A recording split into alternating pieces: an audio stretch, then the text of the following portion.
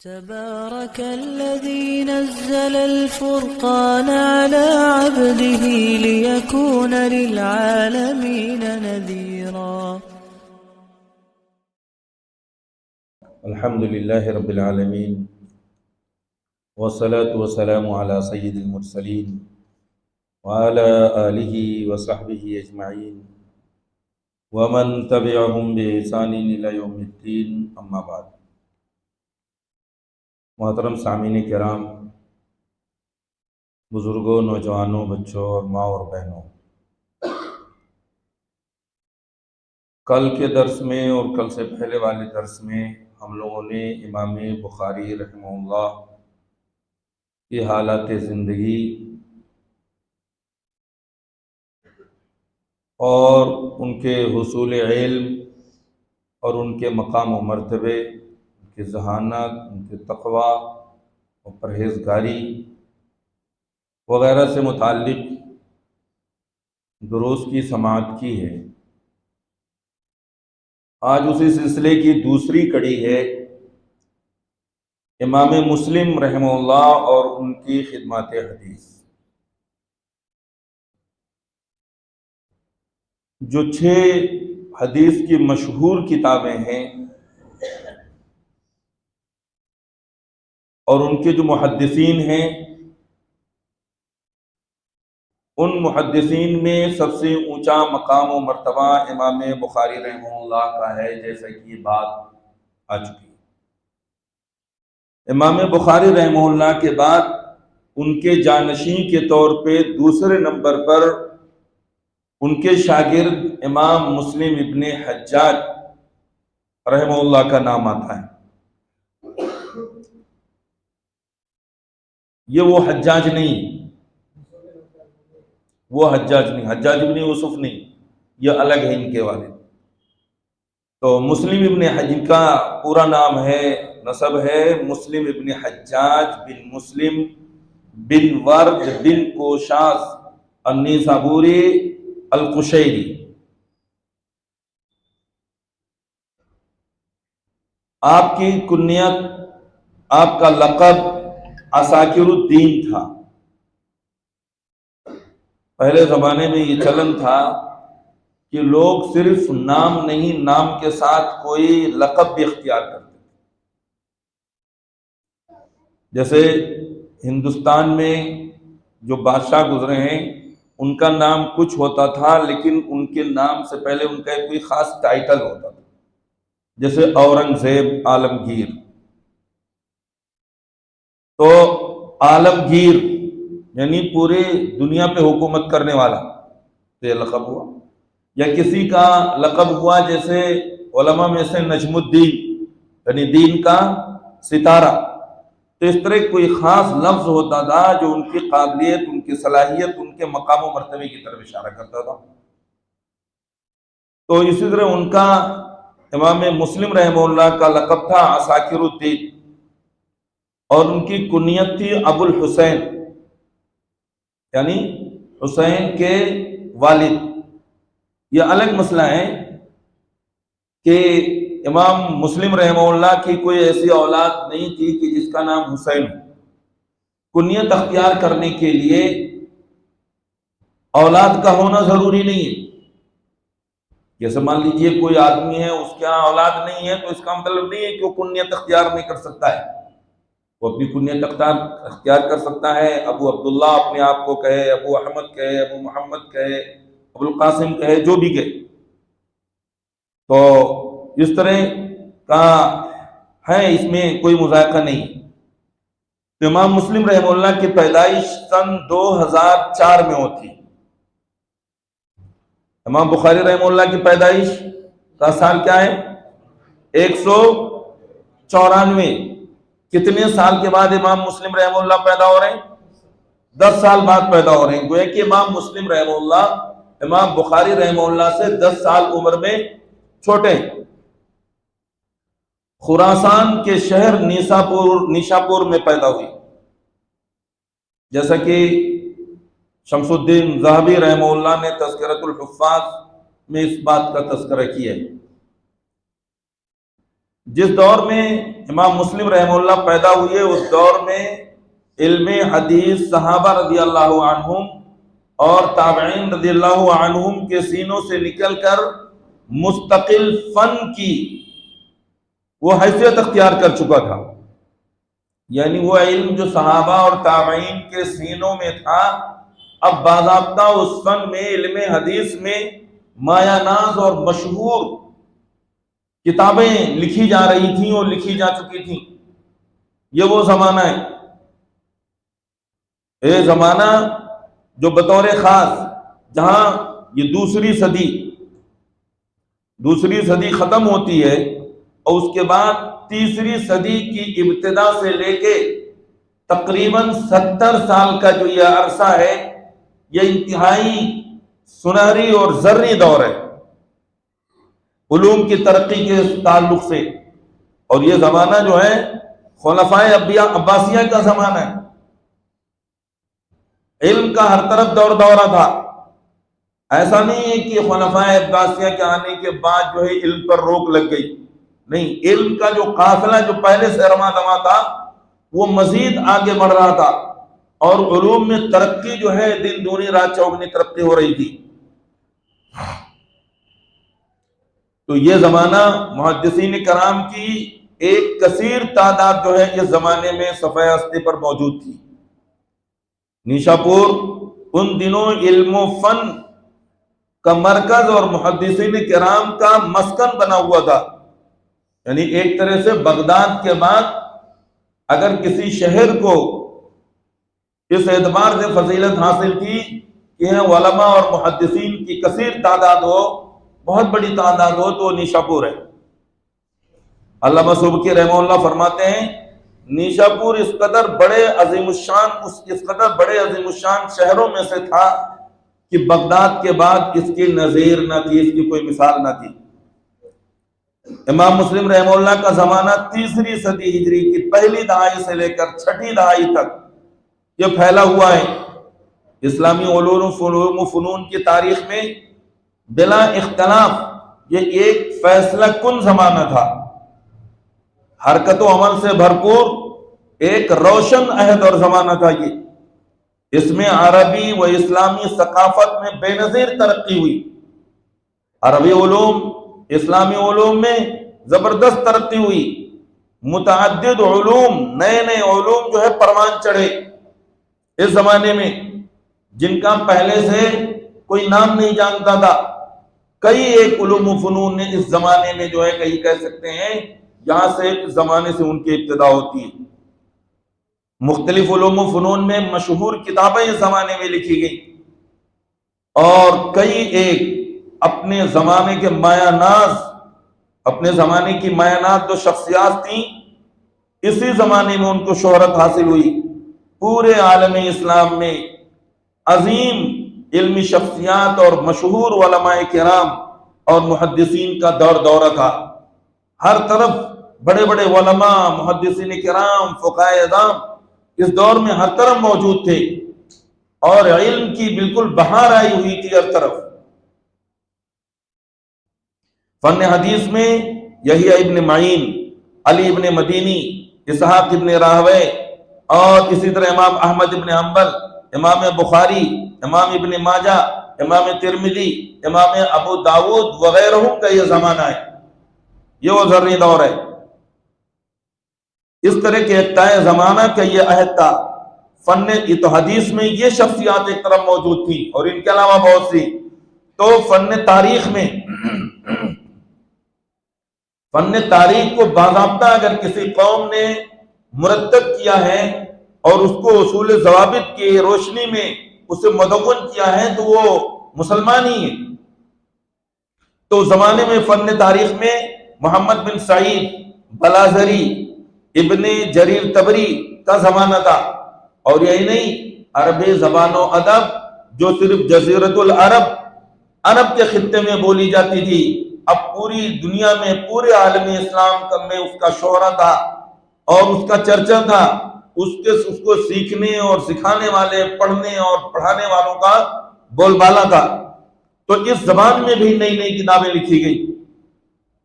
تو اگر ہم دیکھتے ہیں تو زبان و ادب اور عربی زبان کی جو گرامر ہے، قواعد ہے، یعنی نحو و صرف میں دینوری، ابن قتیبہ، جاہز، ابن درید، ابن سکیت اور مازنی وغیرہ کا یہ زمانہ ہے،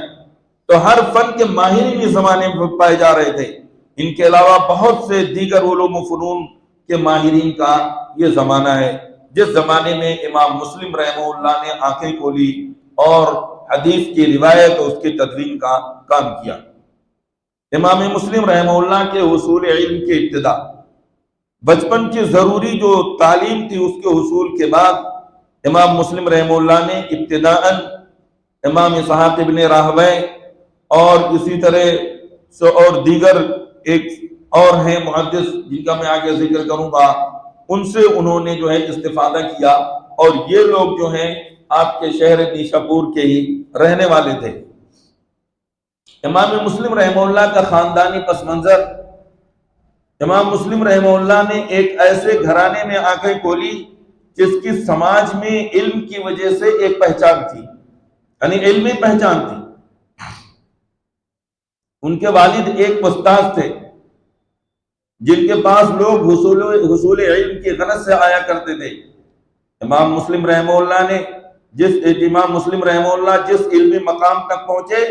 اس میں ان کے گھریلو پس منظر کا بڑا دخل تھا، کیونکہ گھر کا جیسا ماحول ہوتا ہے اسی طرح کی ذہن سازی ہوتی ہے اور اس طرح کے بچوں کے ذہن بنتے۔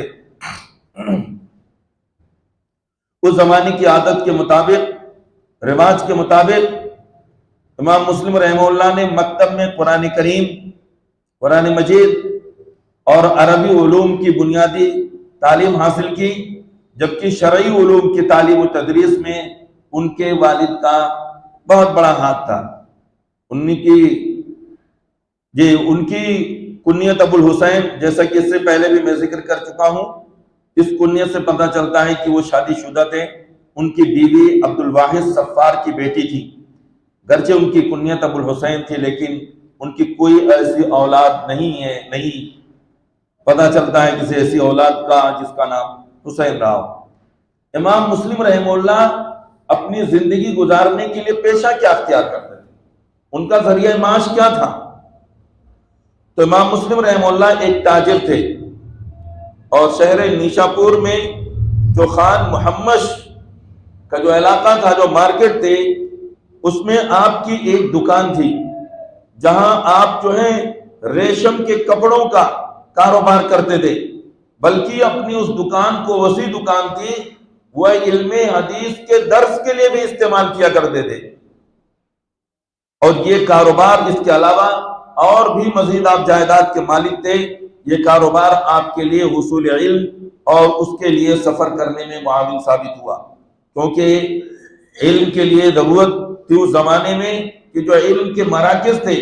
اور ان میں جو بڑے بڑے علماء تھے جو مختلف شہروں میں تھے، ان وہاں تک سفر کیا جائے، سفر کے لیے ضرورت ہوتی ہے پیسے کی، تو امام مسلم رحمہ اللہ کی یہ ضرورت ان کے اس کاروبار، ان کے اس دکان سے پوری ہوا کرتی تھی۔ امام مسلم رحمہ اللہ نے سماع احادیث کے لیے، احادیث کو سننے کے لیے، حاصل کرنے کے لیے جو اسفار کیے ہیں، سب سے پہلے اپنے شہر نیشاپور کے دو بڑے حدیث کے راویوں سے حدیث کی سماعت کی۔ ایک کا جیسے میں نے ذکر کیا ہے اسحاق ابن راہویہ، جو بہت بڑے امام، جو امام بخاری رحمہ اللہ کے بھی استاد ہیں۔ تو پہلے وہ شخص جن سے امام مسلم رحمہ اللہ نے علم حدیث کو حاصل کیا ہے یحییٰ ابن یحییٰ التمیمی النیشاپوری، اور 12 سال کی عمر میں امام مسلم رحمہ اللہ نے حدیث کی سماعت شروع کر دی تھی۔ ان کے بعد امام وقت اپنے زمانے کے نابغہ اور باکمال امام اسحاق ابن راہویہ سے حدیث کی سماعت کی ہے۔ نیشاپور میں ان دونوں سے علم حدیث کے حصول کے بعد آپ عراق، حجاز، مکہ، مدینہ، مصر، شام اور جو علاقے تھے اس زمانے میں،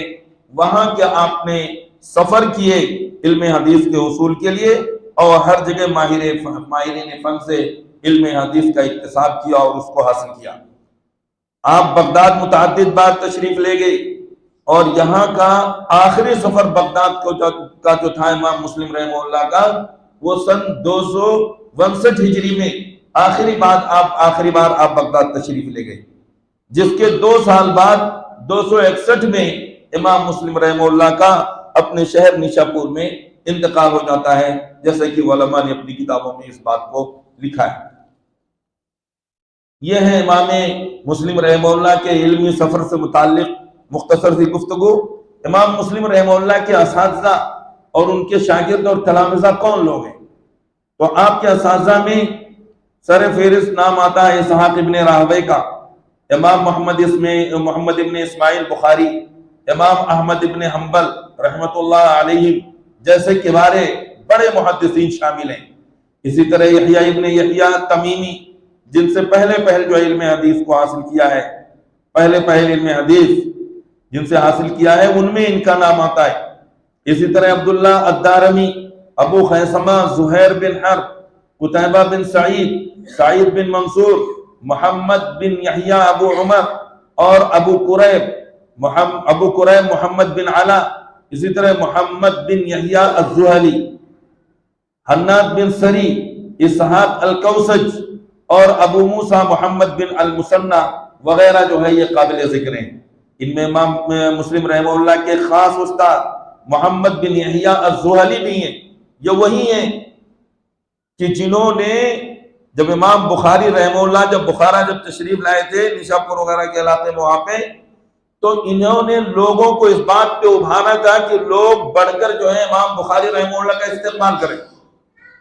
اور ہزاروں کی تعداد لوگ شہر سے باہر نکل کر لوگوں نے استقبال کیا۔ لیکن بعد میں اس کا اثر یہ ہوا کہ ان کی جو مجلس تھی اس کی رونق کم ہونے لگی، کہ امام بخاری رحمہ اللہ کا جب لوگوں نے یہ زبردست استقبال دیکھا تو لوگ ان کے مجلس کی طرف مائل ہو گئے، تو اس کی وجہ سے ان کے دل میں کچھ چیزیں پیدا ہوئی، اور مشہور معاملہ وہ آیا امام بخاری کے ساتھ، اور جو ہے اسی وجہ سے پھر امام مسلم رحمہ اللہ کو اپنے شہر سے جانا پڑا، اور جا کے وہاں پہ دوسری جو سمرقند میں ان کا انتقال ہوتا ہے۔ یہ امام مسلم رحمہ اللہ کے استاد ہیں۔ ان کا ایک واقعہ ہے امام مسلم رحمہ اللہ کا امام زہلی کے ساتھ، جس کو ہم آگے انشاءاللہ ذکر کریں گے۔ امام بخاری رحمہ اللہ کے تعلق سے امام مسلم کے ان سے جو تعلق ہے امام بخاری سے، کتنا زبردست تعلق تھا، کس قدر محبت کا تعلق تھا، کتنی گرویدگی اور کتنا لگاؤ تھا، اس سے اندازہ لگا سکتے ہیں کہ امام مسلم امام بخاری کے بارے میں فرماتے کہ لا یبغضک الا حاسد، غالباً یہ کل بھی بات آئی، اشہد انہ لیس فی الدنیا مثلک، کہ میں اس بات کی آپ سے صرف نفرت وہی شخص کر سکتا ہے جس کے دل میں آپ کے خلاف حسد ہو، اور میں اس بات کی گواہی دیتا ہوں کہ آپ جیسا اس وقت دنیا میں کوئی موجود نہیں ہے۔ آپ نے حصول علم اور تصنیف و تالیف میں اپنے استاذ محترم امام بخاری رحمہ اللہ کے انداز اور اسلوب کو اختیار کیا۔ جس طرح امام بخاری رحمہ اللہ نے اپنی کتاب صحیح بخاری میں صرف صحیح احادیث کو جمع کرنے اور لکھنے کا اہتمام کیا ہے، بالکل اسی طرح کا اہتمام امام مسلم رحمہ اللہ نے اپنی صحیح مسلم کے اندر اسی طرح کے صحیح احادیث کو جمع کرنے اور لکھنے اور اکٹھا کرنے کا اہتمام کیا ہے۔ وہ الگ مسئلہ ہے جو مرتبہ و مقام جو امام بخاری کا ہے، امام مسلم رحمہ اللہ اس کے بعد آتے ہیں۔ بخاری تو اپنے آپ میں ایک نمونے کی کتاب ہے، جس کا نمونہ بعد میں اس طرح کی کوئی کتاب آج تک نہیں لکھی گئی۔ امام مسلم رحمہ اللہ کے اساتذہ کے ذکر کے بعد آئیے امام مسلم رحمہ اللہ کے ہم شاگردوں پہ نظر ڈالتے ہیں کہ کتنی بڑی بڑی ہستیاں ہیں جو امام مسلم رحمہ اللہ کی شاگردی کا جنہیں شرف حاصل ہوا ہے۔ امام مسلم رحمہ اللہ کے تلامذہ میں شاگردوں میں امام ترمذی کا نام سر فہرست ہے۔ ان کے علاوہ عبد الرحمن ابن ابی حاتم الرازی بہت بڑے عالم جو کتاب الجرح والتعدیل کے مصنف ہیں، اور اسی طرح محمد ابن اسحاق ابن خزیمہ محدث ہیں، فضل بلخی، ابو عوانہ الاسرائیلی، محمد بن عبد بن حمید، علی ابن اسماعیل الصفار، اور عبداللہ ابن حافظ البلخی،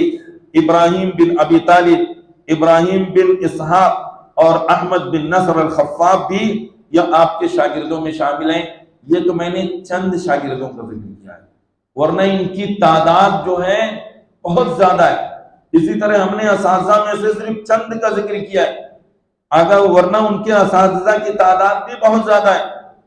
تو نمونے کے طور پہ چند جو نمایاں تھے، جو علمی دنیا میں جن کا ایک بہت بڑا مقام و مرتبہ تھا، ان کا ذکر کیا ہے، ورنہ جتنے بھی ان کے اساتذہ ہیں جن سے انہوں نے فیض حاصل کیا، وہ علم حاصل کیا، اپنے زمانے کے بڑے عالم تھے۔ امام مسلم رحمہ اللہ کے اخلاق و عادات، امام مسلم رحمہ اللہ نے پوری زندگی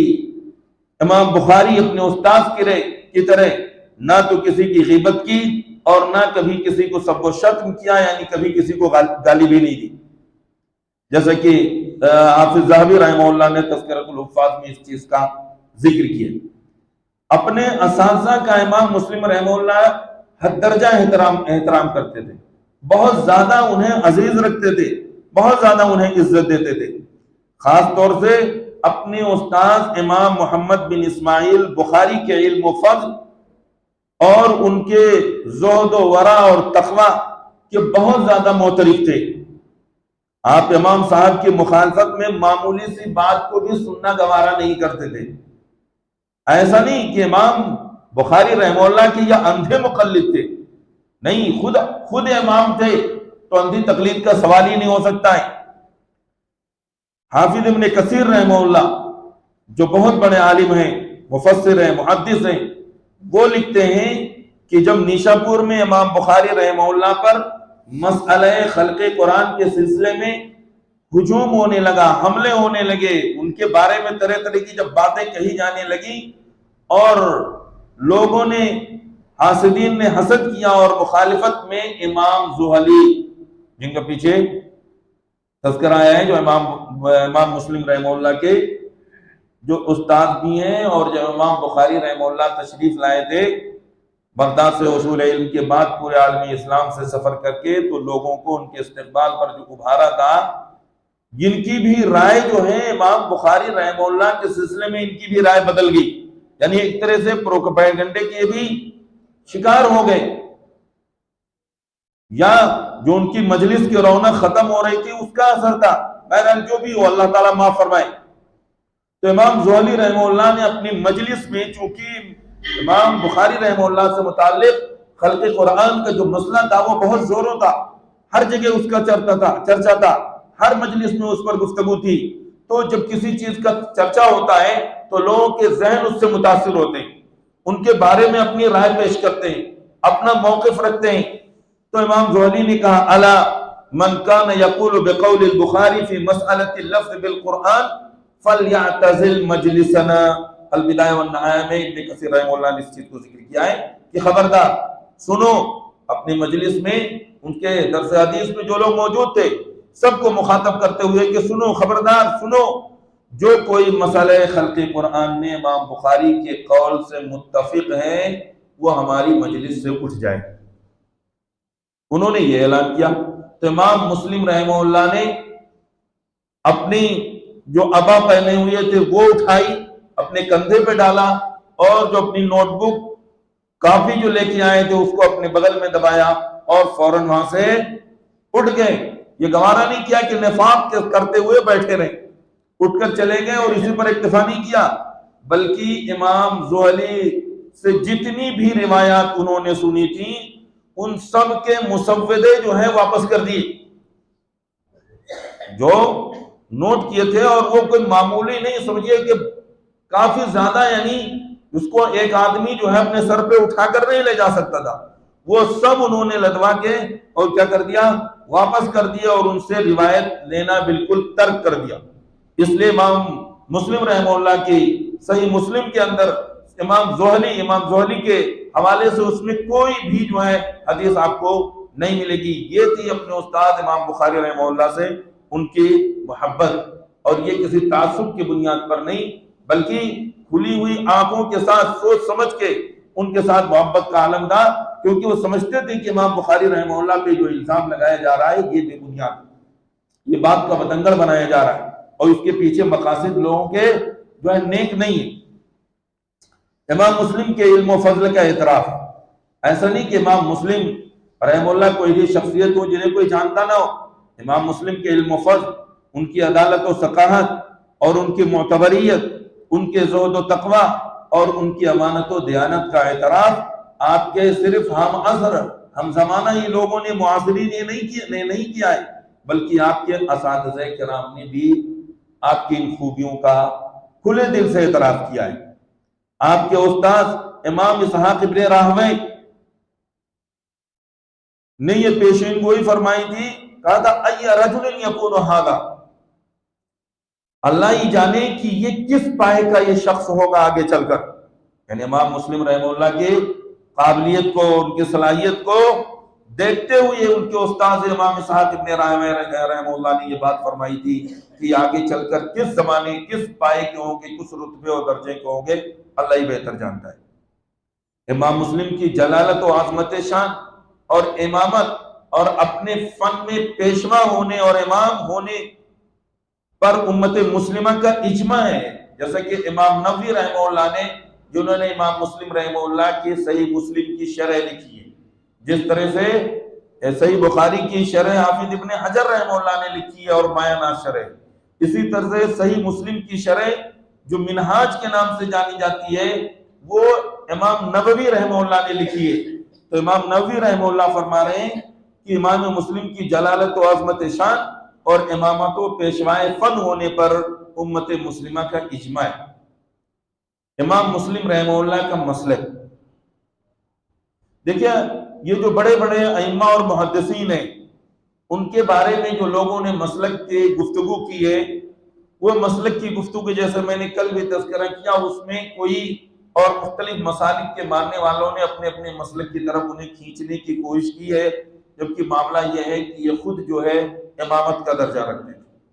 اور کسی مسلک کے یہ پابند نہیں تھے، بلکہ یہ خود مجتہد تھے۔ اب جیسے ہندوستان کے بہت بڑے عالم سید محمد انور شاہ کشمیری رحمہ اللہ یہ لکھتے ہیں کہ امام مسلم اور امام ابن ماجہ کا مذہب معلوم نہیں،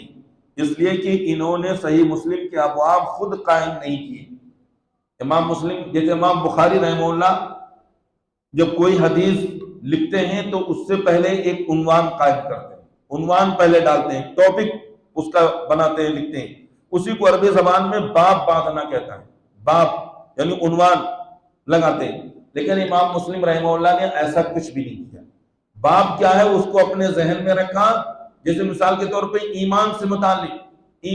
متعلق جتنی بھی احادیث تھیں امام مسلم رحمہ اللہ نے ان کو ایک ساتھ ذکر کیا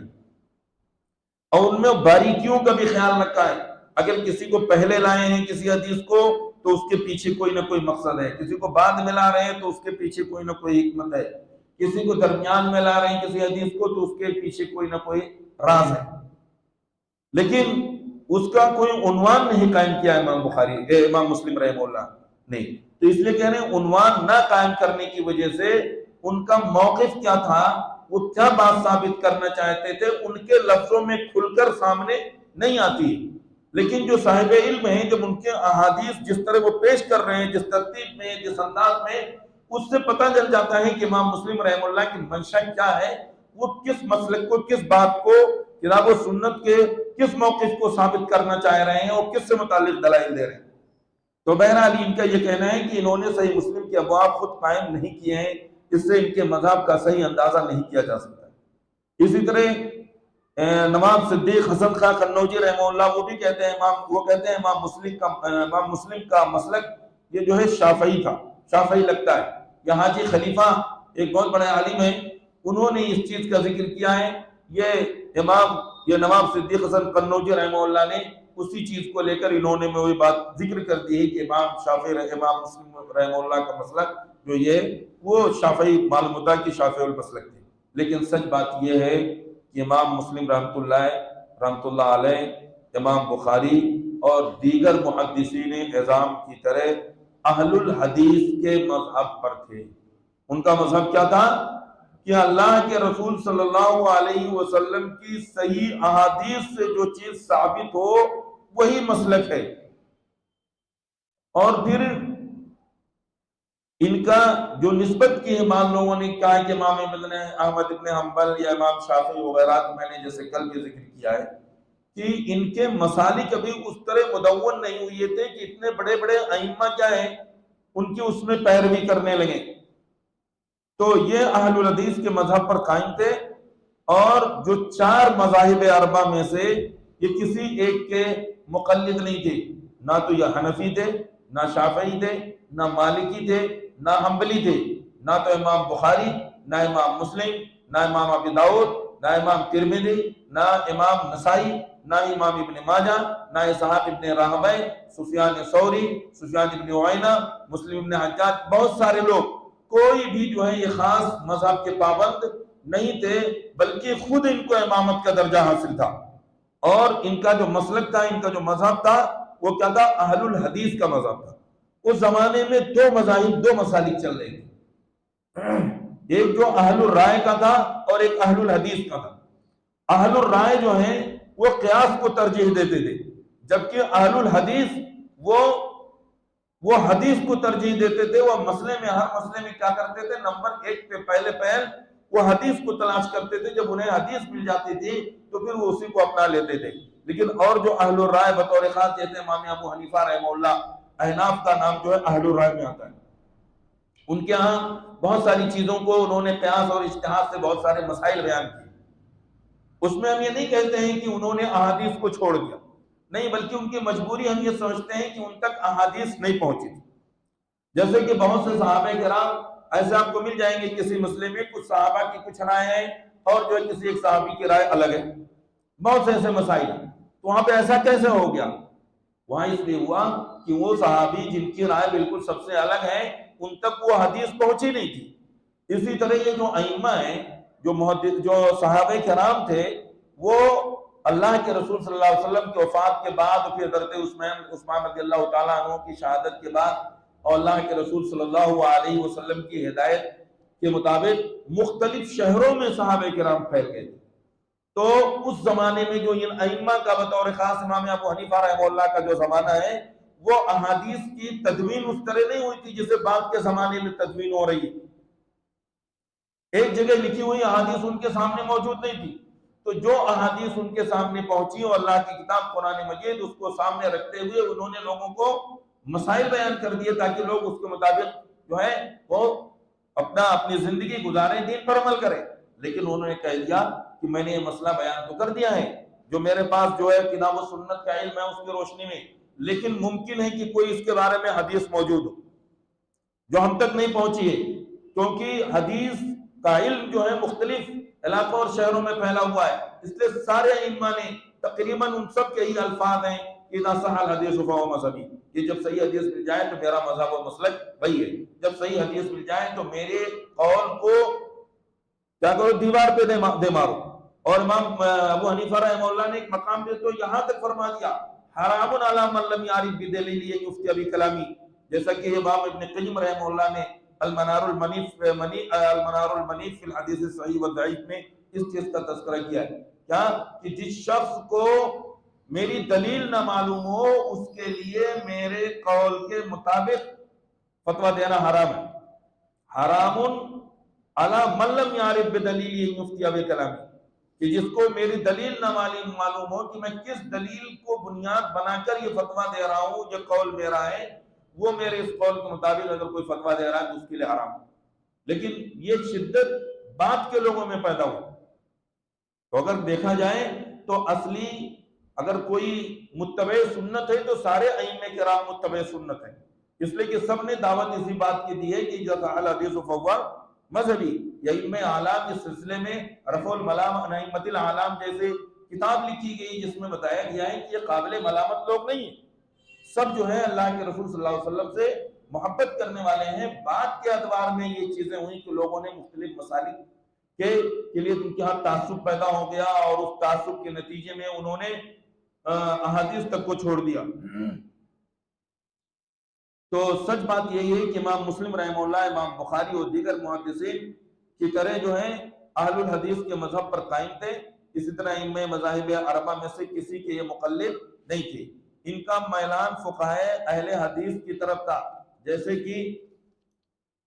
امام شافعی،